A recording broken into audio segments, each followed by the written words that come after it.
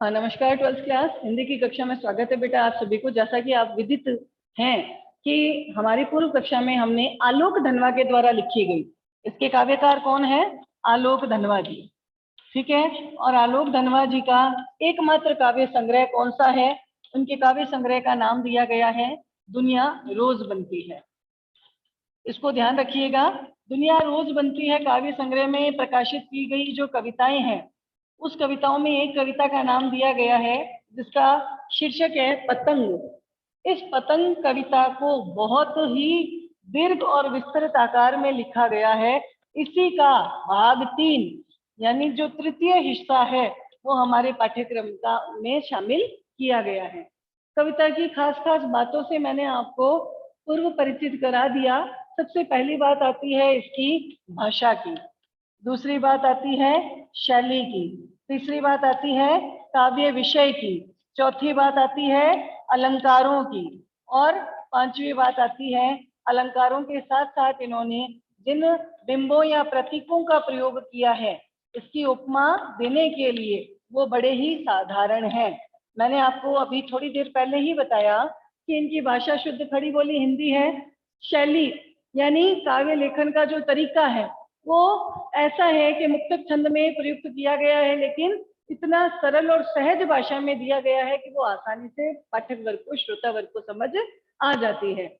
काव्य विषय के रूप में किन चीजों को शामिल किया गया है? तो काव्य के विषय के रूप में इन्होंने बताया है, यहाँ पे मैं लिख देती हूँ। एक तो उन्होंने बताई है बाल सुलभ चेष्टाएं, यानी बच्चा जो है किस प्रकार की चेष्टाएं करता है, क्रियाएं प्रतिक्रियाएं करता है, उसकी उमंग और उत्साह देख करके, उसके कार्यों को देख करके धनवा जी इतने प्रभावित हुए कि उसे ही उन्होंने अपने काव्य का विषय बना लिया। साथ में प्राकृतिक परिवर्तन, यानी आपको पता है भारतवर्ष की एक खासियत है कि यहाँ ऋतु परिवर्तन होता है और इसी ऋतु परिवर्तन के कारण परिवेश में भी कुछ ना कुछ बदलती हुई प्रकृति का जो रूप रंग दिखाई देता है, उस रूप रंग की तुलना उन्होंने साधारण और सामान्य बिंबों या प्रतीकों से की है और उसको यहाँ पर हमारे सामने उकेर दिया है, अर्थात उजागर किया है। तो सबसे पहले बढ़ते हैं अपनी इसी कविता की ओर जिसका यहाँ शीर्षक दिया गया है पतंग। ध्यान दीजिएगा, अभी मैंने आपको बोला पहली बात है बाल सुलभ चेष्टाएं, दूसरा प्राकृतिक परिवर्तन, यानी प्रकृति के अंदर जैसे जैसे परिवर्तन होता है और परिवर्तन के साथ ही कुछ ना कुछ बालकों की अभिरुचियां जागृत होती हैं, खेलों के प्रति उनकी जिज्ञासा जागृत होती है, उनकी आकांक्षाएं जो है वहाँ बहुत उमंगित रूप में, प्रखरित रूप में दिखाई देती हैं। उन्हीं उमंगों को पूर्ण करने के लिए वो बच्चा कौन सी क्रियाएं प्रतिक्रियाएं करता है, कुछ उसी विषय को काव्य का विषय बना करके यहाँ आलोक धनवा जी ने हमारे सामने प्रस्तुत किया है। तो देखिए, सबसे तेज बौछारें गई, बौछारें यानी बारिश, ठीक है। यहाँ पे बरसात का सबसे तेज बारिशों का जो मौसम था वो चला गया, यानी ऐसा मौसम, ऐसी ऋतु जिसमें सबसे ज्यादा बारिश आया करती थी, बरसात हुआ करती थी, वर्षा हुआ करती थी, वो मौसम तो अब चला गया, यानी गमन की ओर है। भाद्रपद का भादो गया, भाद्रपद या भादवे का महीना समाप्त हो गया। आपको पता है चौमासा कहा जाता है ना। चौमासे में एक महीने का नाम आता है श्रावण के बाद भाद्रपद। भाद्रपद के महीने में भी काली अंधेरी रात होती है, लेकिन बादलों की गर्जना और बिजली की चमक चारों दिशाओं को गुंजायमान किए रहती है, ठीक है। लेकिन भाद्रपद का महीना जैसे धीरे धीरे व्यतीत होने लगता है, उस समय वातावरण में नमी और ठंडक इतनी छा जाती है कि धीरे धीरे कौन सी ऋतु का आगमन होता है? शरद ऋतु का आगमन होता है। गर्मी की ऋतु में तपते हुए दिनों से क्या हुआ? धीरे धीरे चौमासा आया। चौमासा के इन 4 महीनों में क्या हुआ? बारिशें हुई और बारिशों के कारण पूरे वातावरण में ठंडक का माहौल हो गया और धीरे धीरे क्या हुई? शरद ऋतु का आगमन शुरू हो गया। तो पहली पंक्ति में यही बताया है कि सबसे तेज बारिशों वाला मौसम जा रहा था, अर्थात भाद्रपद का महीना समाप्त हो गया। अब जो सवेरा हुआ, यानी भाद्रपद के काली अंधेरी रात की समाप्ति के पश्चात जब प्रातःकाल हुआ, जब सूर्योदय हुआ, जो सुबह हुई, उस सुबह में यहाँ पे क्या होने लगा? उस सुबह में यहाँ बताया गया है कि ये सुबह जो है वो भाद्रपद के महीने की सुबह नहीं थी, बल्कि कौन सी सुबह थी? शरद ऋतु के आगमन की सुबह थी। क्या कहते हैं, देखिए, सवेरा हुआ यानी सूर्योदय हुआ। जो सूर्योदय हुआ वो किसका था? सूर्योदय अपनी नई चमकीली साइकिल चलाते हुए, यानी ये जो सूर्योदय हुआ ये कौन सी ऋतु का आगमन था? यानी शरद ऋतु का आगमन हो गया। और इस शरद ऋतु के आगमन को कवि ने जिस अलंकार से सुशोभित किया है वो अलंकार यहाँ पे है आपका मानवीकरण अलंकार। कौन सा अलंकार है? मानवीकरण। अब कवि ने शरद ऋतु का यहाँ मानवीकरण अलंकार से उसको अलंकृत किया है, शोभायमान किया है। कवि क्या कहता है? ऐसा लगता है मानो ये जो शरद है ये अपनी नई चमकीली सुबह यानी नई चमकीली सुबह के प्रकाश से साइकिल तेज चलाते हुए यानी तीव्र गति से आते हुए, घंटी बजाते हुए जोर जोर से, और ऐसा लगता है कि अपनी ऋतु के परिवर्तन के साथ साथ प्राकृतिक वातावरण में भी कुछ उन्होंने वहां पे कुछ आवाज या दिशाओं में कुछ ऐसे स्वर सुनाई देते हैं जिसके माध्यम से पता चलता है कि शरद ऋतु का आगमन हो रहा है। और चमकीले इशारों से बुलाते हुए, और ऐसा लगता है कि जैसे सूर्योदय होता है उस सूर्योदय में जो चमकीली सूरज की किरणें हैं वो चारों दिशाओं में से किसी को बुला रही है चमकीले इशारे करके। अब किसको बुला रही है? तो कवि कहते हैं पतंग उड़ाने वाले बच्चों के झुंड को। ऐसा लगता है कि पतंग उड़ाने की लालसा रखने वाले जो बच्चों का समूह है उस बच्चे के समूह को अपने चमकीली किरणों से सुशोभित इशारों से बुलाते हुए शरद ऋतु जो है उन्हें इशारे कर रहा है। यानी कौन सा महीना चला गया? भाद्रपद का महीना। भाद्रपद के महीने की क्या खासियत थी? काली घनी अंधेरी रात जिसमें बिजली की चमचमाहट और बादलों की गर्जन। लेकिन जैसे जैसे बारिशों का मौसम गया धीरे धीरे शरद का आगमन हुआ। शरद के इसी आगमन को उन्होंने मानवीकरण अलंकार से सुशोभित किया है। उन्होंने ऐसा माना है कि मानो शरद जो है वो एक मानव है और वो मानव तेज साइकिल चलाते हुए घंटी जोर से बजा बजा कर चमकीले इशारों से बुला रहा है बच्चों के समूह को, ऐसे समूह को जो पतंग उड़ाने के लिए ललायत है। समझ आया? यानी कवि कहते हैं कि शरद ऋतु में जो सूर्योदय होता है तो चारों तरफ सूर्य की जो चमकीली किरणें फैल जाती हैं, वो किरणें जो है बच्चों को पतंग उड़ाने के लिए और ज्यादा प्रोत्साहित करती है, प्रेरित करती है, आकाश को इतना मुलायम बनाते हुए। और उस समय प्राकृतिक वातावरण में जो बदलाव होता है, गर्मी की तपन खत्म हो जाती है, शीतल और ठंडक, चारों तरफ शीतलता और ठंडक फैल जाती है, और जो आसमान है वो भी बहुत नरम और मुलायम सा प्रतीत होने लगता है। अर्थात बच्चों के लिए पतंग उड़ाने का जो मौसम है वो बहुत अच्छा और तैयार हो चुका है। किस ऋतु में? शरद ऋतु में। ठीक है।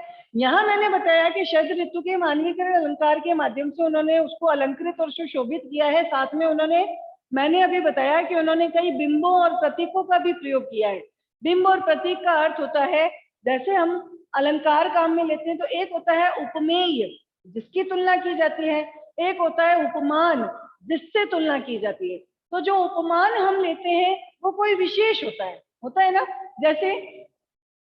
जैसे मैंने बोला चंद्रमुख, चंद्रमा के समान चेहरा, तो चेहरे की तुलना चंद्रमा से, चंद्रमा तो महान हो गया तो उपमान है, और मुख जो है वो उपमेय है। लेकिन यहाँ कवि की क्या खासियत है कि इन्होंने जो तुलना की है यानी उपमा अलंकार जो प्रयोग किया है उसमें भी उन्होंने साधारण बिंबों और प्रतीकों का प्रयोग किया है। अब शरद ऋतु में जो सूर्योदय हो रहा है उसकी जो चमकीली किरणें फैल रही हैं तो वातावरण में जो सुनहरा रंग फैल रहा है उस सुनहरे रंग की तुलना किससे की है? देखिए, खरगोश की आंखों जैसा लाल सवेरा। यानी शरद ऋतु में जो प्राकृतिक वातावरण में जो परिवर्तन दिखाई देता है, लाल रंग की लालिमा चारों तरफ वातावरण में छा जाती है, और इस लालिमा की तुलना उन्होंने खरगोश की लाल आंखों से की है। यानी खरगोश की लाल आंखों जैसा सुनहरा प्रकाश जो है वो चारों तरफ वातावरण में सूर्योदय के समय फैल जाता है। किस ऋतु में? शरद ऋतु में। शरद आया यानी शीत ऋतु आ चुकी, पुलों को पार करते हुए, यानी प्राकृतिक परिवर्तनों को आगे झेलते हुए, कि पतंग ऊपर उठ सके। और क्यों आई है शरद ऋतु? ताकि बच्चों की जो लालसा है, पतंग उड़ाने वाले बच्चों की जो लालसा है ताकि बच्चों की जो पतंग है वो और ज्यादा ऊंचाइयों तक उड़ सके। पतंग की खासियत बताई है कवि ने, दुनिया की सबसे हल्की और रंगीन चीज उड़ सके। यानी कवि कहता है पतंग जो दुनिया के सबसे सुंदर यानी रंगीन कागज से बनी होती है, और उसके अंदर जो बांस की कमानी प्रयुक्त की जाती है वो भी बहुत पतली और नाजुक होती है। इन्हीं पतली और रंगीन और नाजुक चीजों से बनी हुई जो पतंग है वो आकाश में आज ज्यादा ऊंचाइयों तक उड़ सके, इसीलिए शरद ऋतु का आगमन हुआ है। देखिए पतंग की खासियत बताते हैं, दुनिया का सबसे पतला कागज उड़ सके, ताकि शरद ऋतु में ऐसा प्राकृतिक वातावरण तैयार हो सके कि उस सुंदर प्राकृतिक वातावरण में दुनिया की सबसे पतली चीज यानी पतले कागज से बनी हुई चीज पतंग आसानी से उड़ाई जा सके।